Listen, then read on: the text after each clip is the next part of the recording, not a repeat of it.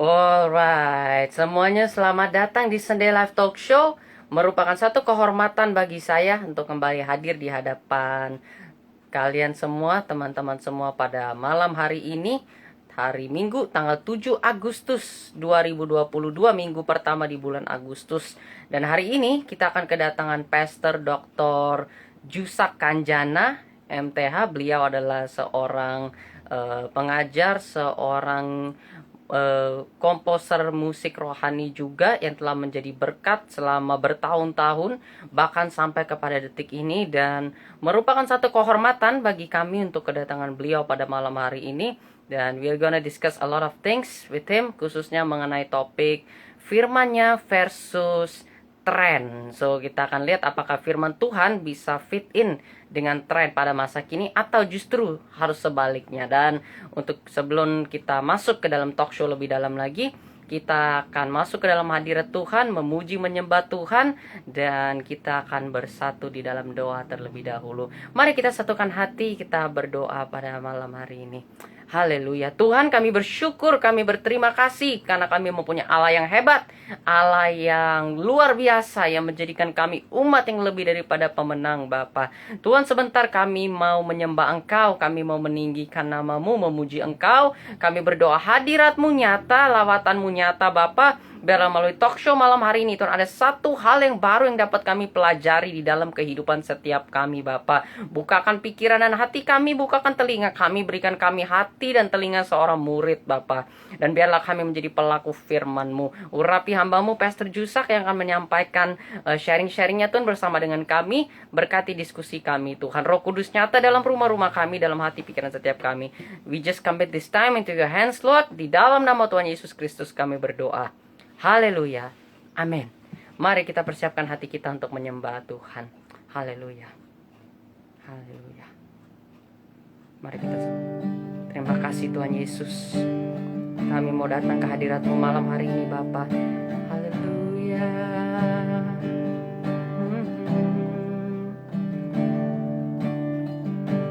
Ku menyembah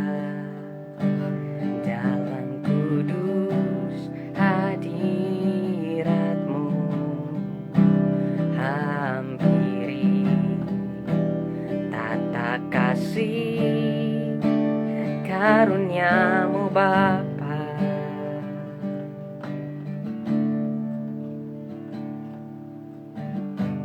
Kekuatanku hanya dalam hadirat-Mu, Yesusku. Hanya Kaulah segalanya. Oh, ku yakin Kau hadir di sini. Ku rasakan kuasa yang tak terbatas. Ku yakin Kau nyata di sini. Kemenangan terjadi di sini. Mari kita angkat pujian ini dari awal. Kami menyembah-Mu, Yesus. Ku menyembah dalam kudus hadirat-Mu. Hampiri tanda kasih karunia-Mu, Bapa.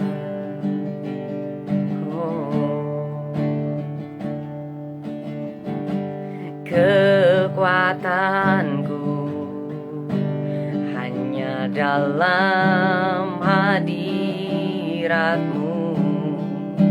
Yesusku. Hanya Kaulah segalanya.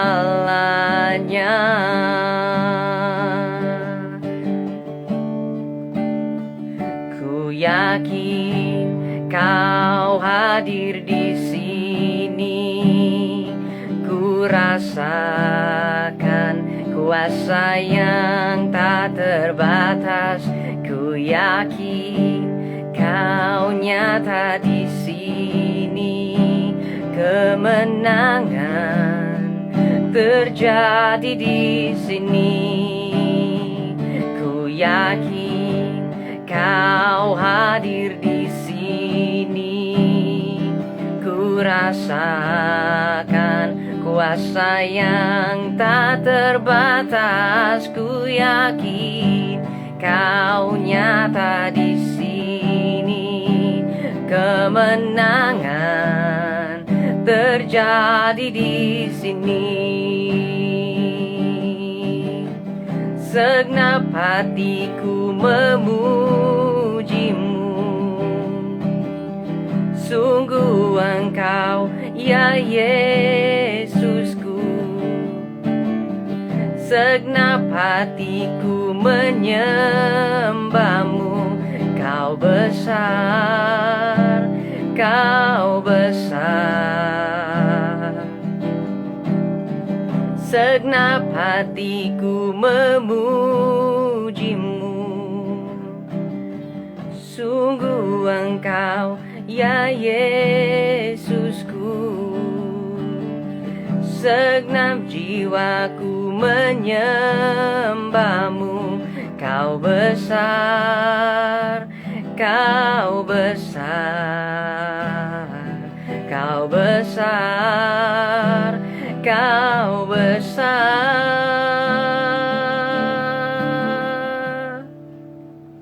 Ku yakin Kau hadir di sini. Ku rasakan kuasa yang tak terbatas.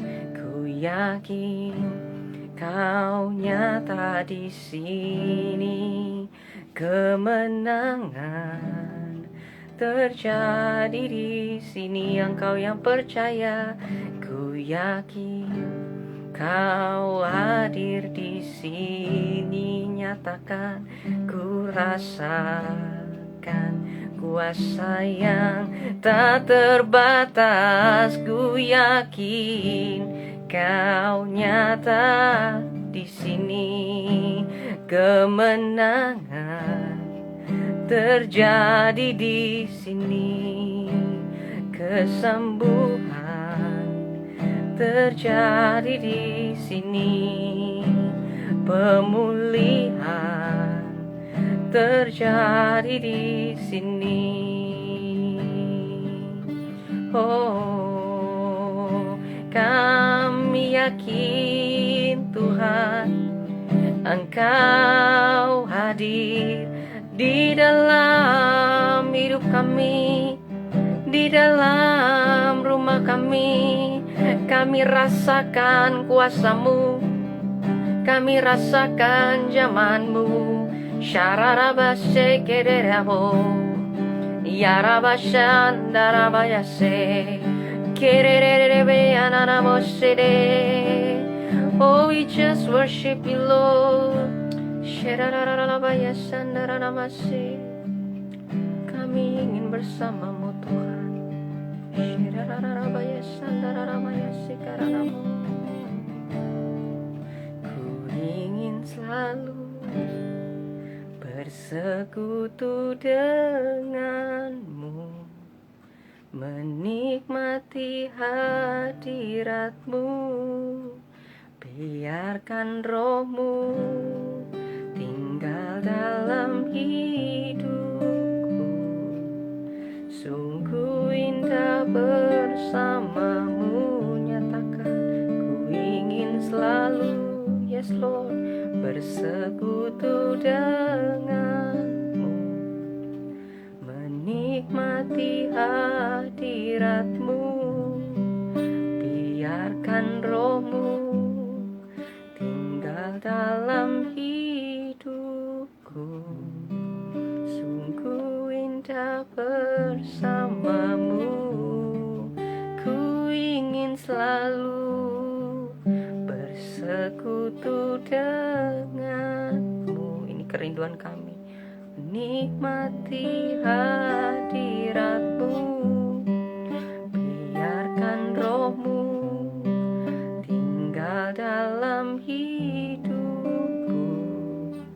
Sungguh indah bersamamu selamanya. Oh, selamanya bersamamu, selamanya.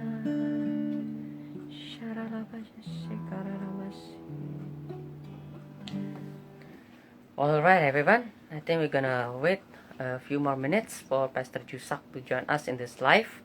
And yeah, so excited. I think we're gonna send the invitation so that beliau akan ternotified untuk bergabung bersama dengan kita pada malam hari ini di live ini. Dan ya, satu kehormatan dan kebahagiaan bisa berdiskusi dengan beliau malam hari ini. Dan I'm also excited to tell that speaker kita untuk bulan September sudah ada. Dan ya, luar biasa hamba-hambanya yang Tuhan titipkan untuk berbicara dan berbincang-bincang bersama dengan kita malam hari minggu berikutnya bersama dengan kita di Sunday Live Talk Show ini. Ya, tentunya dengan topik-topik yang menarik. So ya, kita akan sedikit menunggu sambil kita akan coba untuk send invitation ke Pastor Jusak agar dapat bergabung dengan kita malam hari ini dan kita dapat memulai diskusi yang cukup menarik tentang firman dan tren. Apakah harus selalu bermusuhan ataukah bisa berdampingan ataukah mungkin bisa saling melengkapi? Ya, tentunya sebuah hal yang sangat menarik untuk kita perbincangkan bersama-sama dan kita pelajari malam hari ini. Iya, kita menunggu untuk beliau bergabung dengan kita malam hari ini. Iya, semoga kabar kalian semua dalam keadaan yang baik juga. Mungkin bagi yang sedang sakit, ya biar Tuhan menjamah, memulihkan dan menyembuhkan. Dan ya, apapun keadaan hidup kita jangan pernah menyerah, sebab Tuhan selalu baik. Amin. So ya, mungkin kita akan melihat beberapa waktu lagi atau kita mungkin akan masuk ke worship lagi. Let's see, few more seconds. Apakah beliau ternotified? Oke, iya, kita akan invite. Oke, ya, kita tunggu lebih lagi mungkin.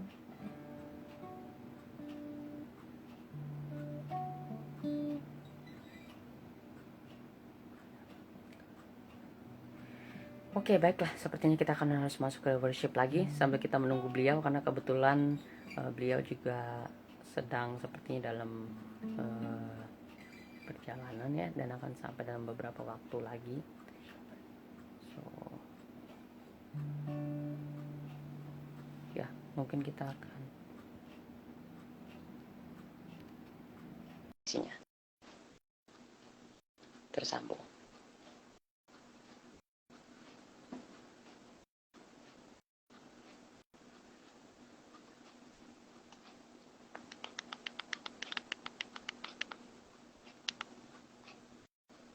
Shalom, Pastor.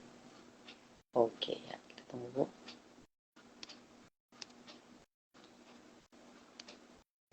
Ups, iya, sepertinya ada gangguan teknis sedikit. Bear with us, guys. It's normal thing in this online system.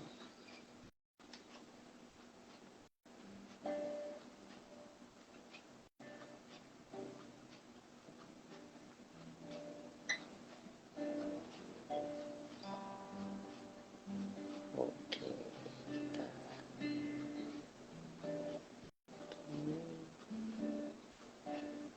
iya, shalom, Pastor. Oh, sepertinya masih tidak bisa. Oh my goodness. Okay, we are trying again.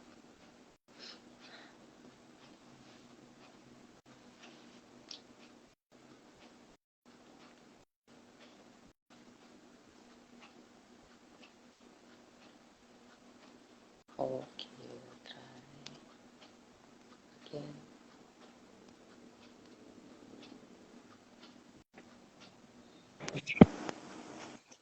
Oke, Shalom Pastor.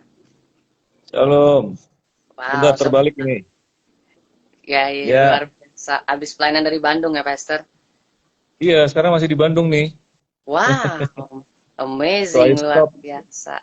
Luar biasa. Sekali lagi dengan segala kerendahan hati dan dengan segala kehormatan, aku mengucapkan banyak sekali terima kasih ya untuk kehadirannya pada malam hari. It's such an honor to have you tonight, Pastor. Thank you so much di tengah kesibukannya, kepadatan aktivitas, di tengah pelayanan juga mau menyempatkan diri untuk berbincang-bincang malam hari ini. So thank you so much. It's such an honor. Mungkin kalau Ya, boleh ditangkap sedikit, berapa waktu ini sedang sibuk apa nih Pastor selain pelayanan pada hari ini? iya hari ini saya di Bandung. Tadi bicara 2 sesi di GBI Asia Afrika ya. Jam Wow. 8 sampai jam 10. Jam 5 paginya ada Zoom meeting juga dengan Church Without Wall tadi pagi. So Wow, I woke up at 4 a.m. amazing. dan habis ini nanti baru drive back to Jakarta. Saya Wow. stop by di Pullman Hotel nih supaya bisa sit down for you. Oh, thank So, you so much. Such an honor. Thank you. Thank you. yeah, Thank you same to so you. much. Thank you for the privilege.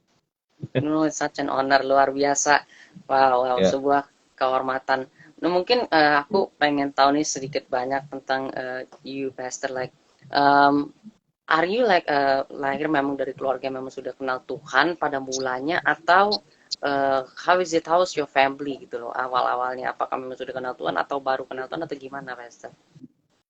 yeah, I grew up in a Christian family, tapi saya eh, baru umur 18 tahun. Ya, di Oh, rumah saya ada persekutuan sih, mm, tapi setiap persekutuan itu ya jadi my mom and dad kan yang bikin. Tapi setiap mm. persekutuan Kamis malam itu saya kabur dari rumah.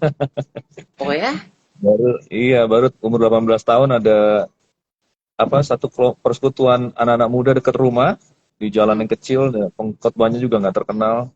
Saya hadir di mm. situ, saya dijamah Tuhan gitu loh, langsung lahir baru saat itu. Sejak itu saya melayani Tuhan gitu sampai sekarang. Wow. Nah, ketika kabur-kaburan dari rumah, alasannya itu karena apa, Pastor? Kan orang tua nih udah dekat sama Tuhan, di rumah ada hadirat Tuhan. Lantas apa Ya, yang membuat untuk melarikan diri gitu pada waktu itu? ya tipikal kenakalan remaja lah saat itu dan juga berontak terhadap orang tua. Mungkin dia ada marahin saya terus saya kabur dari rumah. Tipikal-tipikal kayak gitu, pergaulan lah gitu loh. Teman-teman Hmm. SMP, SMA kayak gitu. Nah, Jadi hmm. ya, Ketika lahir baru itu langsung berubah 100% drastically change atau it takes time? I really changed drastically ya pada saat itu. Dari waktu itu nggak naik kelas, kelas 2 SMA nggak naik kelas. Oh, Jadi SMA-nya kan 4 tahun. So those who know me, the first 2 years waktu high school kayak apa sama the last 2 years setelah lahir baru kayak apa itu beda banget gitu loh. Teman-teman they told me gitu loh. They're so different. Dulunya ngajak bandel, sekarang ngajak persekutuan, ngajak apa namanya pelayanan kayak gitu-gitu. wow, Ya, that's amazing. Ketika lahir baru itu berarti lahir baru dalam artian dibaptis atau mengalami perjumpaan juga dengan Tuhan, atau is it a baptism that change you atau gimana, Pastor? saya waktu itu mengalami jamahan Tuhan malam itu saya nangis. Jadi terus mau berdoa terus gitu loh setiap hari berapa kali berdoa. Terus punya kerinduan untuk memberitakan Injil kepada teman-teman, aktif pelayanan di persekutuan waktu itu. So baptisnya justru agak belakangan ya. Saya dibaptis beberapa tahun kemudian. Karena persekutuan kan mereka nggak ngurus baptisan waktu itu kan. Jadi saya terlibat langsung di ada satu event besar di Gelora Bung Karno Hmm. ya. Namanya Kasih Melanda Jakarta. Itu satu KKR kaum muda di seluruh Jakarta itu pada gabung untuk bikin event ini. Ya waktu itu evangelis Jeremy Yarim namanya. Oke, yang khotbah. Ya, putra bangsa pertama yang pakai stadion utama Senayan eh, untuk KKR gitu loh. Nah, saya jadi panitia termuda tuh, seksi transportasi saya masih ingat. So, DNA-nya sejak sejak lahir baru itu DNA saya udah misi, melayani Tuhan, kayak gitu-gitu. Hingga akhirnya usia 23 tahun, saya udah merintis gereja di Bogor, mengembalakan. 23 tahun masih kuliah, gitu. Gara-gara ada 2 anak IPB eh, ikut berjemaat dengan kami di Jakarta. Terus saya bilang, yaudah Kamis malam nanti saya ke Bogor untuk bikin komsel. Nah, komsel itu bertumbuh dari 2 orang itu menjadi sekitar 15 orang. Kita sewa rumah, lalu berapa bulan kemudian sewa untuk hari Minggu, dan saya khotbah, jemaat pun lahir. Sampai 150 orang waktu itu kita di sana. Gitu. Masih sangat muda sekali. Wow, Ya, that's really ya, amazing. So, ya. tapi sebelum jadi seksi transportasi gitu pada waktu itu, apakah memang perjumpaan itu lahir sebelumnya? Berarti sebelum seksi dan jadi seksi transportasi di KKR itu ya? Ya, jadi cukup cepat ya prosesnya. Saya lahir baru itu bulan Desember tahun 84 ya. Hmm, Lalu wow. KKR itu bulan Mei tahun 85 kan. Gitu. Jadi selama bulan-bulan itu ya saya melayani di sebuah persekutuan namanya YASDI, Yayasan Dian Abadi Oke. di Iya, iya. Pasar Baru sana. Oh, Waktu itu ada Pak Johan Handoyo, ada Robert Lea, ada banyak teman-teman yang sekarang melayani Tuhan di mana-mana ya, di persekutuan itu. Gitu. wow. Wow, amazing. Jadi ya, saya Ketik, berhutang nyawa kepada pelayanan kaum muda nih. wow. Makanya saya ingin menjangkau kaum muda bagi Tuhan sampai sekarang. Gitu. Wow. Wow, I love it. I love it. Amazing. Wow. Iya. Nah, ketika nih di Bogor, Wester ya, kan building a church tidak mudah saya yakin, baik zaman itu maupun zaman sekarang. Bagaimana Mm-mm. cara seorang mahasiswa berusia 23 tahun pada masa itu memanage fundraising dan kemudian lain sebagainya untuk menyewa gedung atau menyewa rumah apapun itu tentunya it take cost, it takes time, it takes everything. Bagaimana Ya, cara pastor mengatur waktu and funds and everything di usia 23 tahun itu ketika sedang kuliah? iya. The church sent me. Jadi itu kan sebuah misi gitu loh. Jadi kita Hmm, memang punya gereja waktu itu adalah sangat agresif dalam church planting dalam hmm, waktu singkat. Jadi gembalanya itu orang bule, orang orang Amerika. Jadi kita expand dalam waktu 3 tahun atau 4 tahun pertama udah rintis di beberapa kota gitu loh, termasuk Jogja, Bali, Ujung Pandang, Bandung, ya kan. hmm. Nah saya di Bogor, jadi di Bogor jadi gereja yang kirim saya, gereja yang sewain rumah tua gitu kan. Terus saya dikasih inilah sedikit support, tapi kan saya masih mahasiswa. Nah, saya kan kuliah di UI, di Hmm. Depok kan. Jadi saya bolak-balik naik kereta aja dari Bogor ke Depok gitu loh. Kadang-kadang pulang ke Jakarta. Jadi di rumah itulah anak-anak muda berkumpul menjadi seperti safe house ya atau safe space saya sebut sekarang. Kan saya ada buku saya dikasih istilah safe space. Anak-anak datang bawa temennya lahir baru, kita doain lahir baru. Jadi bertumbuh bergulung di situ, jadi snowball. Yang sudah komit, kita ajarin main musik dan lain sebagainya untuk melayani di hari Minggu.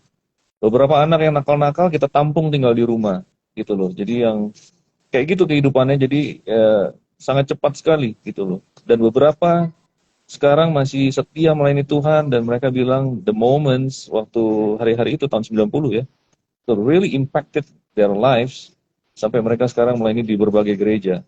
Ada yang sudah jadi pembicara internasional, jadi gembala senior di berbagai kota, eh, dan melayani di mana-mana gitu. I think it was very powerful the experience gitu. So Oh, I encourage you guys anak-anak muda reach out kepada mereka yang the unchurched ya sebenarnya yang tidak yeah. bergereja saat ini ya. Oh, that's So amazing. Wow. kayak gitu And Daniel. at that moment ya menjalani itu semua dengan semua itu, do you feel like tired atau exhausted gitu? Sempat nggak merasa kayak begitu, Pastor? Atau just on fire all the time? Nah, ada momen seperti itu. Saya Hmm, masih ingat the load of the study, hmm, bolak-balik keluar kota, the load of ministry. Sempat saya harus, kan ada tim kan, saya take a hmm, break like maybe saya lupa ya, sekitar 2 bulan mungkin. Take over dulu dong for me gitu loh. hmm. Atau pada saat saya bikin skripsi, saya sengaja, oke, I have to step back a bit. Kalau enggak ini nggak jadi-jadi nih skripsinya. Saat itu ada Iya. juga beberapa temen yang jadi nggak fokus. Hmm. Akhirnya ada juga yang terlalu sibuk pelayanan, jadinya nggak lulus. Saya nggak mau itu Ah, terjadi. Jadi, so I have to step back and distribute and delegate my responsibility. Akhirnya get back lagi baru gitu loh. So we have to do that sometimes. Ya, ya, ya. Wow. Nah, ya. menjalani semua itu, until there was a moment you start writing songs, kalau aku nggak salah. When I hear in your story di Sahabat Pemimpin waktu itu, and it really blesses Oh, me juga pada waktu itu. It's such an amazing. Nah, ketika mulai menulis lagu, bahkan sampai terjadi album, how does it start, Pastor? Dari gembala tiba-tiba mulai menulis lagu tuh gimana caranya? saya memang musical dari muda, belajar ngeles gitar, ngeles piano gitu kan. Sehingga Hmm. pada saat dibutuhkan di gereja untuk pemain musiknya pindah pergi misi keluar kota, saya jadi pengganti. Jadi saya main piano bertahun-tahun, jadi WL, jadi singer. Hmm. Saya belajar saksofon juga pernah waktu sekolah Alkitab, ya. Saya sekolah Alkitab di Portland kan, di Oregon. Nah, Hmm. jadi memang musical, tapi kemudian kalau soal nulis lagu ini, itu sebenarnya adalah lagu temanya Retreat. Kita retreat di Kinasi tahun Desember 92 ya. Oh, Jadi karena ada retreat, saya bikin lagu temanya. Tapi kemudian waktu itu ada Fiona Pais, Fiona ah, Likumahua ya, namanya hmm. masih belum merit. Dia kasih lagu saya itu ke Frankie Siombing, dan Oke. Frankie lagi kolaborasi sama Om Ade Manuhutu untuk bikin satu Ah, album namanya 17 Sangkakala. Jadi akhirnya ah, masuk ke album itu. Live sessionnya itu di Ratu Plaza sana sekitar tahun 95 atau 96. Jadi goodness. Hmm. bareng-bareng sama lagu yang terkenal kayak misalnya apa namanya? Oleh darah anak domba ya, nama Ya, Yesus. Itu sama-sama di album itu ada lagu yang saya karang itu, Mari Kita Semua kan. Nah, saya nggak tahu bahwa impact-nya sedemikian rupa sampai saya waktu itu mengembalakan di Medan tahun 97 kalau nggak salah.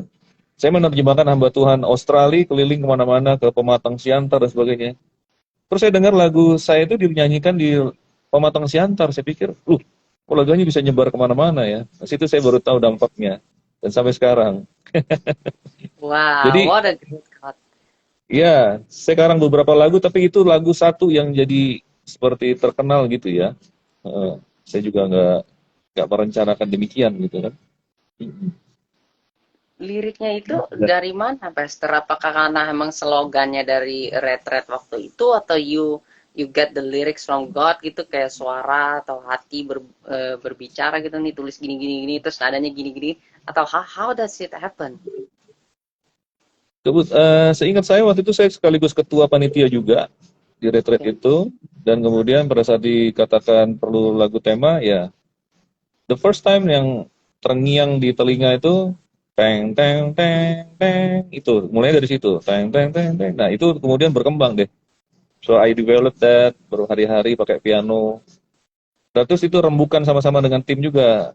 Ya sebenarnya itu karya tidak 100%, ada lirik, ada sedikit melodi yang diganti-ganti karena kita tim. Tapi they all acknowledge saya yang bikin itu karena mungkin majority like 80% atau apa saya yang bikin gitu loh. Jadi uh, everything start with small and we make the step, and then kemudian Tuhan akan kembangin lagi. Lah we show us more and more. Ya, firman Tuhan bilang firman itu seperti pelita bagi kaki kita, bukan Hmm. lampu sorot bagi seluruh perjalanan kita ke depan. Jadi cukup untuk menerangi the first step, the second step. We just need to make the step. Nanti Tuhan yang buka lagi seluruhnya dengan lebih jelas. I always did that. Ya, we start small dan kemudian grow. Ya, I think that's a good formula. Wow, wow, amazing. Nah, setelah itu apakah ada lagu-lagu lain, atau that's the only song? I think there are Ada still. satu lagu lagi. Hmm. Kemudian udah masuk kaset juga, tapi tidak terlalu menyebar ya. Oke. Ya, yang saya ingat begini, tahun 99, eh, saya hadir di perayaan 10 tahunnya JPCC. Hmm. Saya diundang Pastor Jeffrey Rahmat, a personal friend, Mhm. ya dapat undangan VIP, saya duduk di situ. Terus setelah bubaran ada Sari Simorangkir kan, Ya. ketemu saya. Dia Mhm. bilang, Yusak, lagu kamu itu bertahan lama loh. Maksudnya ada banyak lagu bagus, Tapi lagu kamu itu dinyanyiin terus sampai sekarang. Dan sampai sekarang itu kan tahun 99. Sampai sekarang masih orang-orang bilang itu timeless. Mungkin hampir banyak sekali gereja yang pakai. Udah True. diterjemahkan ke dalam bahasa Inggris, terjemahkan bahasa Mandarin. Itu lagu sebenarnya amazing. Maksudnya amazing perkembangannya. Kaset mungkin udah ada sekitar, kaset CD mungkin ada sekitar 15-20 kali. Mereka yang minta izin untuk, itu yang saya tahu. Jadi ya, Wow. I don't know. Hmm. Wow, wow. Sekarang my mind is focused on the book, ya. Secara buku ini juga bukan seperti lagu itu cuma satu aja yang ini, tapi buku ini sekarang saya belum tahu bagaimana penyebarannya, dan I think I'm going to write more books ke depannya ya. Itu baru baru desire sih, baru desire. Nah, So yeah, talk, we'll see. talking about this book a bit, Pastor, mungkin buat teman-teman bisa mengetahui buku ini lebih jauh lagi dan maybe can have a book for themselves also ya, they can buy it and ya membacanya juga yang pastinya memberkati. What inspires you to write this book gitu, and what is this book about actually? Ya, ada beberapa ada beberapa postingan di IG saya yang menjelaskan hal ini. Sebenarnya ini berawal dari tesis S2 saya, MTH ya. Oke. Saya menempuh Master of Theology di STT Kingdom. Mhm. Topiknya adalah tentang postmodernism. Postmodernisme yaitu cara berpikir anak-anak generasi sekarang dari sisi Alkitab gitu loh. Nah, setelah waktu saya ujian, dosen saya bilang, wah ini bisa jadi 2-3 buku nih. Coba you tulis buku. Nah, I took the challenge and start Mhm. writing. Gak pernah mikir, gak pernah rencana jadi book writer. But I wrote the book ini in English. So, Wow, kemudian nice. ditranslate ke bahasa Indonesia. Oke. Okay? Hmm. It took me 1 year, about 1 year ya, to write the whole thing. Nah, buku ini ya menurut saya kita nggak bisa nilai diri kita sendiri ya. To me it's also amazing. Kenapa Tuhan bisa kasih satu message itu dalam hati saya? So it talks about sebenarnya tentang Bani Isakar. Bani Hmm. Isakar itu punya dua skill. Have you heard of Bani Isakar? Yeah, yeah, One of of course. yeah, one of Salah satu the 12 terkenal tribe of Israel kan? tribe. True. Iya. Yeah. Bani Isakar punya dua skill khusus, yaitu number one, they know the signs of the time. Jadi mereka tahu, bisa menilai zaman gitu loh, apa yang Hmm. terjadi. Dan skill Hmm. yang kedua adalah they know what to do with it. So bagaimana merespon atau bagaimana mengadjust. Mereka punya apa namanya? Ya punya respon untuk menangani apa yang terjadi. So the book itu nanti dibagi dua. Di bagian pertama, the first half itu tentang analisa saya mengenai sekarang mindset apa yang anak-anak muda sekarang ini yang dominan seperti apa cara berpikirnya. Terutama milenial dan Gen Z ya. Gen Z itu Hmm. berarti yang lahir tahun 95 ke atas. Hmm. Nah, setelah itu the second half itu adalah bagaimana kita meresponnya. Jadi saya percaya cara kita melayani pada zaman ini harus disesuaikan, harus relevan dengan Hmm. metode yang bisa nyambung. Karena kalau nggak nyambung kita akan kehilangan generasi ini. Ya Wow. mereka, wah apa nih Cak, nggak nyambung sama kita gitu. Dan saya cerita ini dari pengalaman saya, Hmm.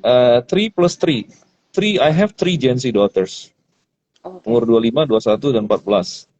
Dan I Oh. have started and pastored 3 churches. Ya di Hmm. Bogor, di Medan, sama di Bandung. So, 3 plus 3 ini saya pour out into the book. Jadi I speak from personal experience. I Hmm. I speak from very biblical foundation ya. To me it's very biblical yang saya ngomong semua. Saya selalu dimulai dengan ayat firman Tuhan dan saya jabarkan dasar-dasar saya mengatakan demikian di setiap bab. Dan kemudian saya masukkan juga topik-topik yang trending ya, topik-topik Hmm. yang masa kini gitu loh, supaya bisa relate kepada pembaca. So I wrote the book for parents and pastors. Karena kan tadi pastors, saya berbicara dari pengalaman mengembalakan 3 gereja. Parents, saya berbicara dari pengalaman parenting 3 daughters. So I think it's going to be interesting. Beberapa orang udah baca dan mereka bilang, ya saya dapat good feedback sih dari mereka. Ya, so I Wow, encourage you wow. guys. Ya, ya, ya. Oh, amazing, amazing. So mungkin berhubung kita masuk ke Gen Z punya discussion nih, Pastor ya. We're talking about the young generation since you just Yep. mentioned it just now from your book ya. Nah, ketika kita melihat generasi sekarang, khususnya generasi Z dan generasi milenial gitu, nah, eh, apakah cara pendekatan keduanya ini terhadap firman Tuhan itu sama ataukah bisa berbeda, Pastor? Maksud kamu perbedaan antara milenial dan Gen Z? Iya. Oke, oke. Saya terus terang saya nggak menyelidiki sampai karena begini loh. Kalau kita baca-baca materi-materi yang ada, orang yang membahas milenial, ada juga orang yang membahas Gen Z. Mereka bisa masuk sangat spesifik sekali. Bahkan milenial itu mereka bagi-bagi lagi. Ada they can get more details ya, cara mereka berbelanja, cara fashion, cara berpikir, cara belajar, buying habits segala macam itu bisa dianalisa sampai di breakdown lagi. Demikian juga yang Gen Z. Tapi saya nggak masuk ke situ, saya bikin generalisasi aja. Kalau nggak, this is going to be Benar. too detail and too deep gitu loh. Jadi True. saya bahkan pairing kedua ini saya jadikan satu. Tapi mungkin penekanannya lebih kepada Gen Z ya. Jadi saya Hmm. bilang postmodern MZ generation, millennial dan Z generation. So it's a forced pairing. Tapi mungkin ini diperlukan generalisasi ini untuk kita paling nggak punya gambaran yang cukup umum dan kemudian kita bisa merespon. So saya nggak sampai going to details Mhm. about the diferensiasinya lagi di dalamnya, bahkan Hmm. not between them. Tapi saya generalisasikan. Yang penting kita tahu pada saat kita berurusan dengan anak muda, gapnya itu terjadi antara orang tua. Saya Gen X ya. Hmm. Anaknya Gen X itu adalah Gen Z, oke. Hmm. Nah itu orang tua kepada anak itu gap generasinya bukan sekedar umur tapi gapnya itu adalah gap mindset, gap culture. Benar. Ya. Agree. Nah gap ini adalah gap terbesar sepanjang sejarah Perjanjian Baru. Nggak ada Hmm. orang tua dan anak yang begitu berbeda culture-nya dibandingkan yang terjadi sekarang antara saya dan anak-anak saya. Hmm. So yang penting message itu masuk aja kepada setiap parents dan pastors. They will they will rethink everything. Jadi saya harus melayani bagaimana? Jadi saya harus khotbah bagaimana? Jadi saya harus parenting seperti apa? Jadi saya harus ngomong bagaimana? Jadi saya harus set up cara mereka belajar tuh bagaimana? Bahkan disiplin dan punishment, you have to rethink again, gitu loh. Hmm. So I have a broad message, tapi this is a wake up call for everyone sebenarnya kalau mereka bisa terima, gitu. Kayak gitu Daniel. Oh, that's really amazing.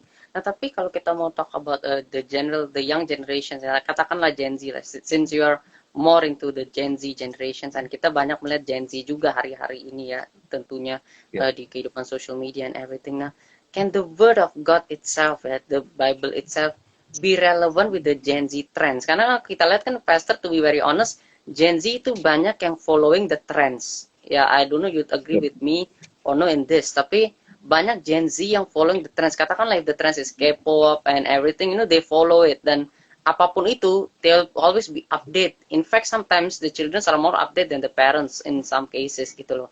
Nah, Of course. pertanyaannya apakah firman Tuhan, the word of God in the Bible, which is thousands years ago gitu loh, bisa fit in dengan tren Gen Z ini, apakah justru bertentangan? Iya. Jadi gini, this is the big challenge ya. Karena kita harus membawa the word of God yang tadi seperti kamu bilang, itu sudah ditulis ribuan tahun yang lalu, ditulis. Jadi ada banyak sekali gap antara kita nih. Gak usah ngomong Gen Z dulu deh. Antara kita dan firman Tuhan, itu aja udah ada gap. Pertama Betul. gap tadi, gap waktu. Oke, ribuan tahun yang lalu. Sekarang kan udah tahun 2000. Terakhir kali para rasul menulis abad pertama kan berarti. Dan kitab-kitab pertama itu sudah ditulis sekitar 1500 tahun sebelumnya lagi. Jadi kitab pertama itu, kitab tertua sudah ditulis sekitar 3500 tahun sebelum hari ini. Betul. So, jadi ada gap waktu. Lalu ada gap Ya. culture, itu kan orang-orang Yahudi. Oke? Benar. Ada gap bahasa Ibrani, bahasa Greka, ya. Mereka, ya. Ada gap, ya ada gap banyak sekali. Nah, jangankan untuk diaplikasikan kepada Gen Z.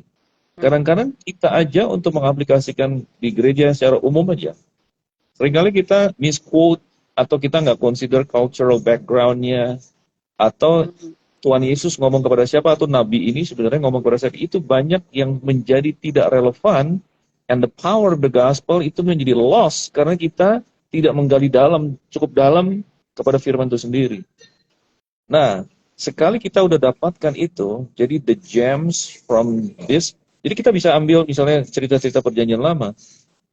Kalau saya termasuk a Christ-centered, apa namanya, a Christ-centered atau gospel-centered person, kalau saya baca Alkitab, saya selalu cari Kristusnya di mana nih di dalam cerita ini. Nah, Mm. baru kita kemudian simpulkan, baru kita bisa aplikasikan. Nah, jadi relevansi itu pertama-tama bukan terhadap Gen Z itu dulu, relevansi kita dari Alkitab kepada kita. Mm. Lessonnya apa? Nah, baru dari sini ke Gen Z. Nah, pada saat dari sini kepada generasi muda, that's the challenge. Karena a Mm. timeless principle harus diaplikasikan dalam kehidupan dan mindset yang seperti ini. Yang kita adjust itu adalah metodenya, atau approach-nya, atau packaging-nya. Tetapi isinya nggak boleh dirubah. Isinya adalah timeless firman Tuhan yang secara prinsip, secara apa namanya kebenaran, itu ada inti-intinya yang nggak boleh dirubah punya. Mm. Jadi it's still possible kalau kita pertama grab the essence, esensinya, kemudian pada saat kita mau aplikasikan, kita harus mikir banyak. Cara nyampe ini gimana nih? Gitu loh. Sebenarnya soal relevansi ini gini sih, masalah apa ya? Ya masalah mindset kita juga sebagai generasi yang bertanggung jawab ya. Mm. Karena kalau kita misalnya ngomong sama anak-anak sekolah minggu misalnya, kan kita pasti akan relevansikan Mm. ceritanya, gayanya, ilustrasinya, segala macam. Kenapa sekarang kepada Gen Z kita banyak miss? Banyak kita Mm. pokoknya khotbahin aja begitu, gitu loh. Pokoknya kita Betul. bikin aja ibadah-ibadah. Mm. Sebenarnya ada sesuatu yang lebih mendalam dari itu yang bisa menyentuh hati mereka. Ya, tapi kebenaran kita tetap harus pegang, nggak boleh dirubah, gitu. So the trend might change, tapi pada saat kita ngomong kita mikir dulu, jangan main sikat aja. Kalian dosa, kalian itu nggak benar. Kita pikir dulu intinya apa, kemudian kita harus packaging sedemikian rupa dengan sesuaikan dengan mindset mereka. Begitu loh, Daniel. Wow. So to Berarti your question, the answer is yes, it is possible to speak timeless truth to generation that is changing. Gitu loh. so that means the change of packaging of the word of God and the trends is not dua hal yang bertentangan ya Pastor, tetapi bisa Ya, jadi kolaborasi. betul. Oh, oke. Nah, Wow. misalnya sekarang gimana ya? Salah satu poin yang saya sebutkan tentang preaching, Hmm. saya bilang kalau typical expository preaching, Mhm. ya kan?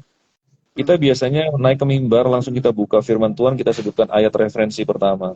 Lalu kita jabarkan arti kata, background, segala macam, kemudian baru kita aplikasikan. Hmm. Nah, tetapi kita ini sedang berbicara sekarang pada satu generasi yang their respect for the word of God itu udah luntur, gitu loh. Kalau dulu mungkin kita paling tidak mereka sepakat the word of God itu adalah sakral, otoritatif, ya kan, kebenaran. Tinggal kita menyesuaikan aja dengan aplikasi yang Pak Pendeta akan beritakan kepada kita. Tapi sekarang kalau kita ngomong kepada anak-anak Gen Z, siapa itu Yunus? Siapa itu Mika? Why are you talking about Nahum? Gitu loh. Ngapain urusannya apa Musa sama saya?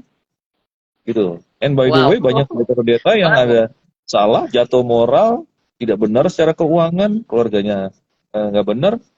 Hmm. Why are you talking to me like that? Gitu loh. Nah, jadi ada usulan, dan saya termasuk yang mengusulkan ini. Saya sebenarnya belajar ini dari Pastor Andy Stanley, oke? Dia Oke. bilang gini, dengan berubahnya audience, jangan kita terusin cara-cara ekspositori yang kayak dulu. Sekarang kita punya audience sudah berubah, kita harus berani berubah juga, kalau perlu secara ekstrim.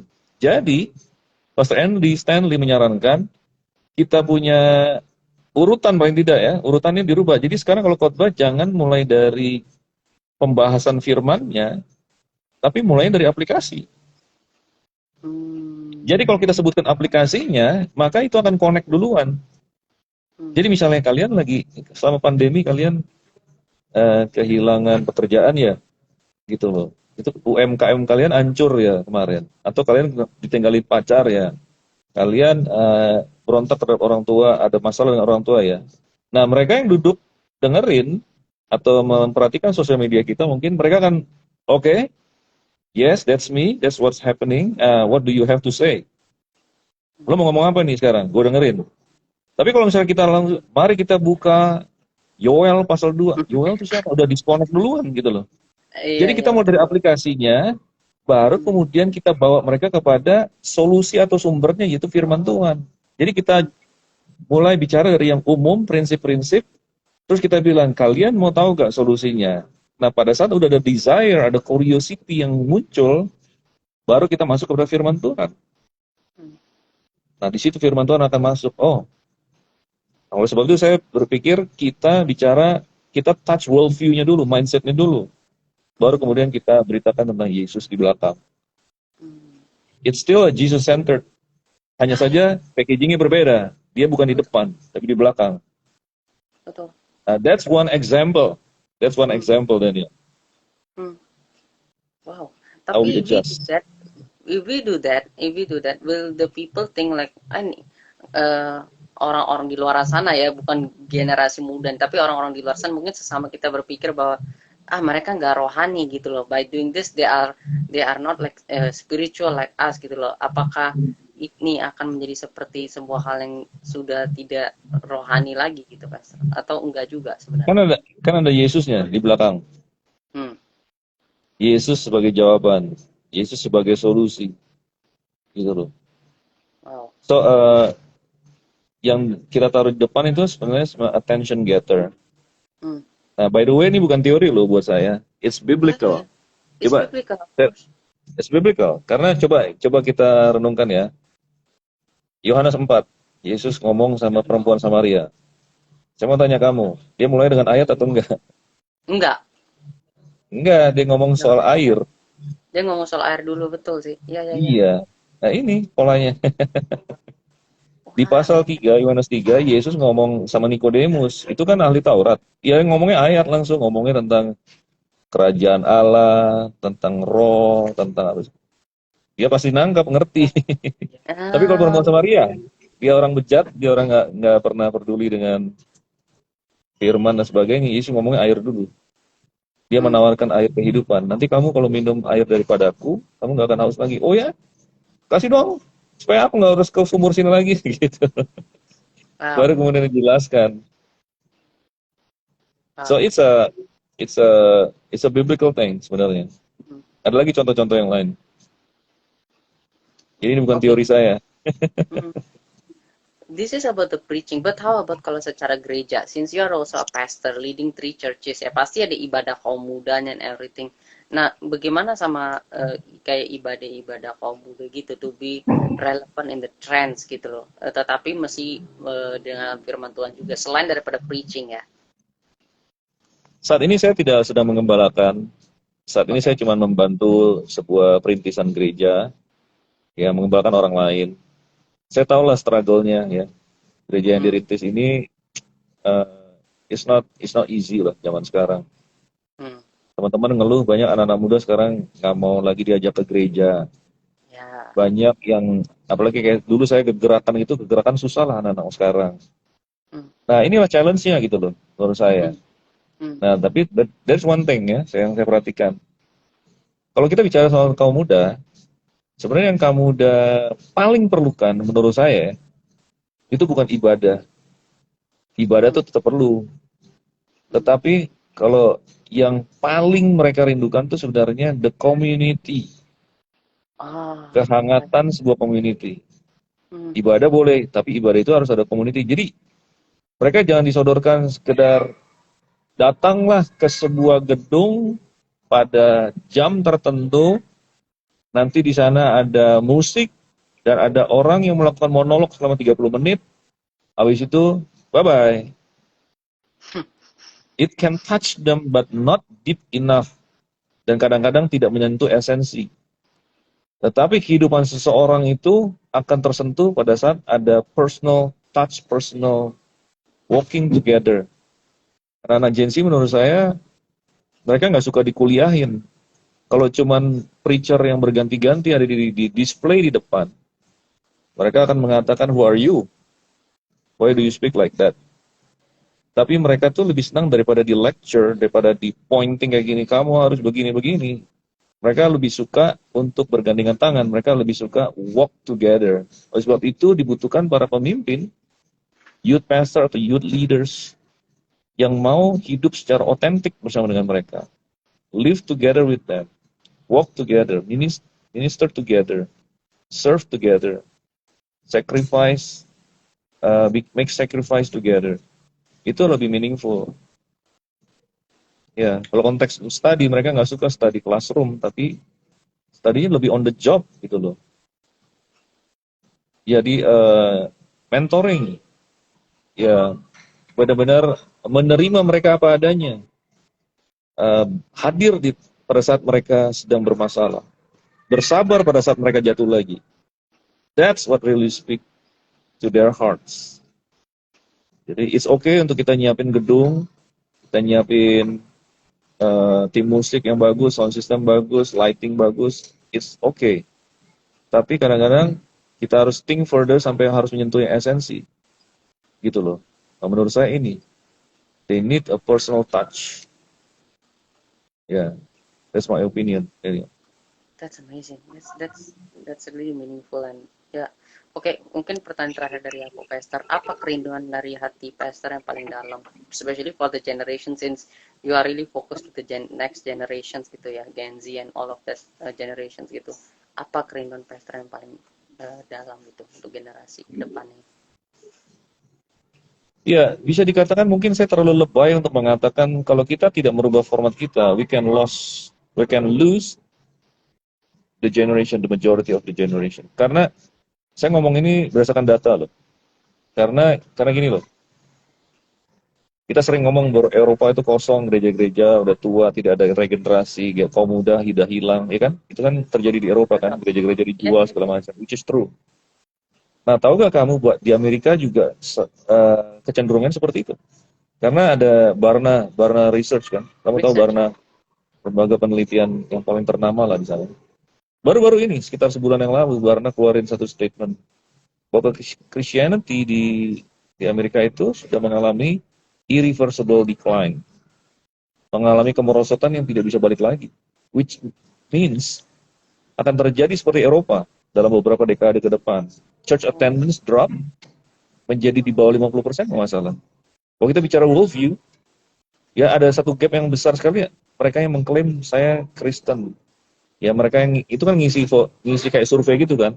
Mereka ingat-ingat mungkin waktu kecil pernah sekolah minggu, mereka bilang mereka Kristen. Itu yang mengaku 65%. Tapi pada saat di probing, dikasih pertanyaan-pertanyaan mendalam tentang cara berpikir mereka, apakah Alkitabiah atau tidak, itu hanya 11%. Oh my God. Dan kaum mudanya lebih parah lagi, hanya 6% yang worldview-nya biblical. Jadi ini I always believe in revival. Saya kalau pelayanan juga mendoakan orang sakit sembuh, saya percaya mujizat. Tapi ada satu tren yang ini ada datanya gitu loh, ada tren seperti itu. Nah, yang terakhir saya lihat, saya masukkan juga di buku, itu terjadi juga di Korea Selatan. Korea Selatan, saya diskusi sama Pak Bambang Budianto. Pak Bambang Budianto yang punya bilangan research kan, seperti kayak Barnanya untuk Indonesia kan. Dia bilang, the leaders, Christian leaders di Korea mengakui they lost the entire Gen Z. Benar. Ya. Karena pertumbuhan di Korea sebenarnya sangat pesat. Tapi antara tahun 2000 sampai tahun 2020, mereka kehilangan ya dari orang Kristen yang 31% menjadi sekarang sekitar 18%. Wow. Drop 13%, Daniel. Dan anak mudanya hilang. Gitu loh. Nah, saya nggak mau itu terjadi di Indonesia. Yes. Dan kecenderungan itu bisa terjadi kalau kita dengerin para youth leaders. Coba dengerin aja mereka ngomong. Banyak anak-anak nggak mau ke gereja lagi. So, kerinduan saya adalah we change our format, we change our approach.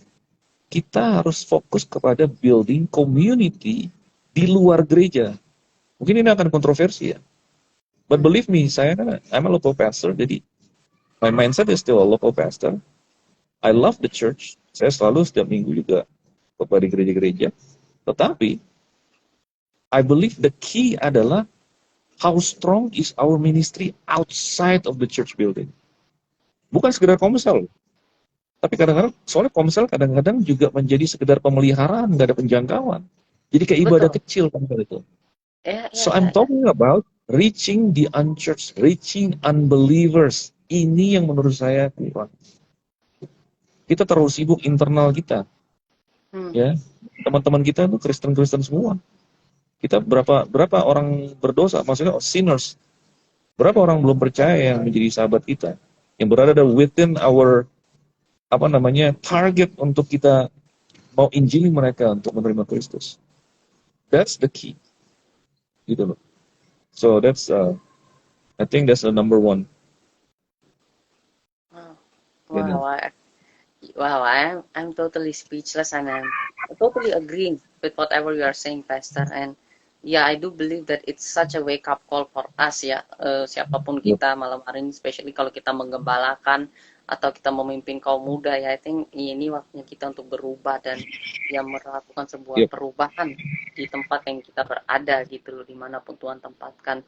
So mungkin sebelum kita berdoa bersama-sama, Pastor, and we bless you in prayer ya. Sekali lagi dengan segala hormat atas nama semua yang nonton dan diriku pribadi, aku mengucapkan banyak sekali terima kasih, Pastor, for your time. And teman-teman semua, there's just 3 points that I want to recap dari semua pembicaraan kita malam hari ini. Untuk lebih lengkapnya teman-teman bisa menyaksikannya lagi nanti in my Instagram atau mungkin di YouTube channel juga. So 3 hal saja yang aku mau bagikan. Yang pertama adalah perhatikan dengan siapa kita bergaul, karena dengan siapa kita bergaul juga terkadang itu dapat merusak kebiasaan baik menjadi kebiasaan buruk. Begitupun sebaliknya.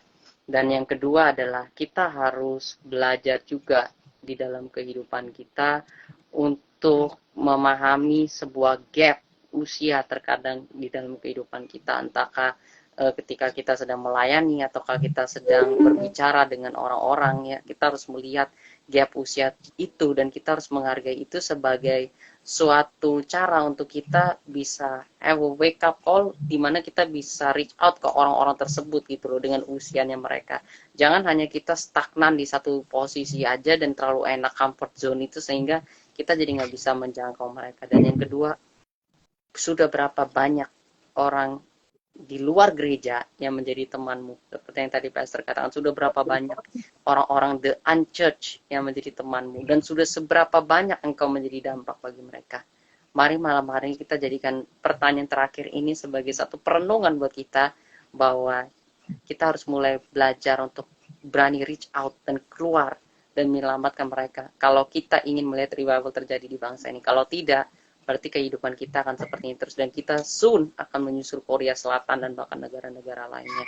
We have done our best to tell you now. Apakah kalian mau bersama-sama bekerja dengan kami sebagai sesama anak Tuhan untuk menjangkau di unchurched, atau kalian hanya mau mendengarnya saja dan hanya mau menikmati gedungnya saja? It's up to you. The choice is again yours. Tetapi for me, dan aku menyarankan juga, if you want, come, mari sama-sama kita reach out to the unchurched, karena itulah yang harus kita harus selamatkan untuk generasi seterusnya agar kita mengalami revival yang nyata di bangsa ini. Mari kita satukan hati, kita berdoa.